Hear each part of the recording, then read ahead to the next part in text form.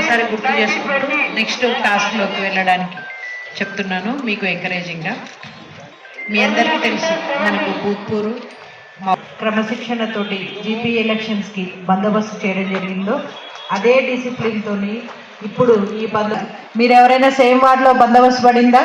మీకు సంబంధించిన వాళ్ళు పోటీ చేస్తున్న వార్డులో ఎవరికైనా అలా పడిందా? వాళ్ళెవరు నాకు డ్యూటీ పడిన ప్రాంతంలో పోటీలో లేరు అనేది అండర్టేకింగ్ రాసిచ్చారా? సంతకం చేశారు కదా. టీఏ వచ్చేస్తుందా? ఒకవేళ మీకు తెలిసిన వాళ్ళు గెలిస్తే రాదు కదా, అది వచ్చే సమయానికే వస్తుంది. కాబట్టి వాళ్ళ గురించి మనకు అనవసరం, మన మెటీరియల్ కూడా ఉంటుంది. సో చాలా కాషియస్గా ఉండాలి. ఏ చిన్నది ఉన్నా కూడా ఇమ్మీడియట్గా ఇంపార్టెంట్ అయితే మీ కన్సర్న్ ఎస్హెచ్ఓకి మీ ఆఫీసర్ ఇన్ఛార్జ్ ఆఫీసర్ ఎవరు ఉన్నారో వాళ్ళకి ఇన్ఫామ్ చేయండి.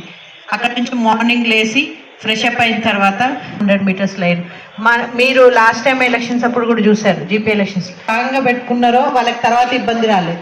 ఫస్ట్ ఎవరైతే వదిలేస్తారో అప్పటికప్పుడు చేద్దామంటే అది కాదు. ఆ లైన్ దగ్గర మనం కంట్రోల్ 100 మంది ఒకటేసారి వచ్చినప్పుడు లేడీస్ మనం కాకుండా ఇంకా polling staff and municipal staff కూడా ఉంటారు.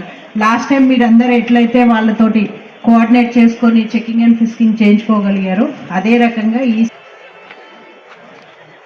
సో ఏమవుతుందంటే సపోజ్ నేను ఓటు వెళ్ళడానికి అంటే వేయడానికి వెళ్ళలేదు, నా ఏదైనా ఇష్యూ అవ్వబోతుంది అన్నప్పుడు ఇమ్మీడియట్గా ఇన్ఫర్మేషన్ ఇవ్వడం.